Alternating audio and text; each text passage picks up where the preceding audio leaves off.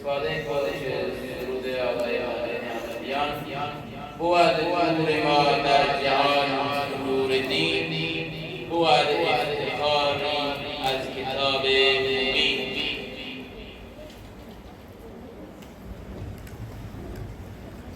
این محفل ما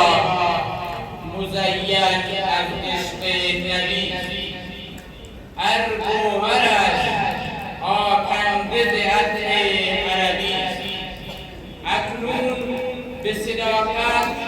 و به شوق و به صفا، با قلبی پر از امید و دلی پر از دعا در یک قسمت محفل استاد دعوت کنیم که ناظم مدرسه علوم دینی در کرار سردان جناب مولانا عبیدالله ویدابزئی آمدن واجه یک درود بر نبی مکرم اسلام